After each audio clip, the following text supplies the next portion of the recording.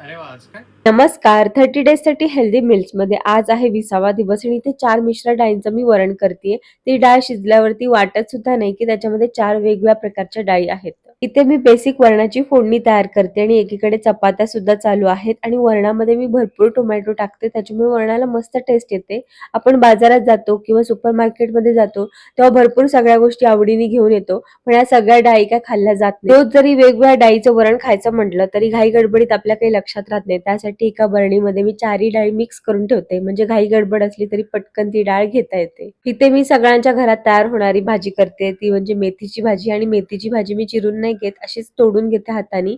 असं काही रिझन नाही याच्या मागे, पण घाई गडबड असते म्हणून. आज मी झटपट होणारी कोथिंबिरीची वडी करते, ज्याच्यामध्ये कसल्याही प्रकारचं वाटण नाही. सगळ्यात आधी कोथिंबीर निवडून घेतली, मग ती धुवून घेतली आणि त्यानंतर चिरून घेतली. त्याच्यामध्ये तीळ, त्यानंतर मस्त असा क्रश करून ओवा टाकला, थोडंसं जिरं टाकलं, हळद आणि लाल तिखट टाकलं फक्त आणि अगदी कमी बेसन टाकलेलं, नाहीतर ती एकदम पिठाळ लागते वडी. चवीपुरतं मीठ टाकलं आणि मस्तपैकी एकदम 2 ते 5 मिनिटांमध्ये माझी वडी तयार सुद्धा झाली आणि मग ती मस्त मी स्टीम करायला ठेवली. आणि तुम्ही डाएट जरी करत असाल किंवा हेल्दी मील्स खात असाल, तर तुम्ही कोथिंबीरची वडी नक्कीच खाऊ शकता. फक्त शॅलो फ्राय करून खा. आणि एअर फ्रायर असेल तर तेवढं पण तेलाची गरज लागत नाही. तर आज ताटामध्ये 4 मिश्र डाळींचं वरण, मेथीची भाजी, दाण्याचं कूट टाकलेली, चपाती आणि मस्त कोथिंबीर वडी.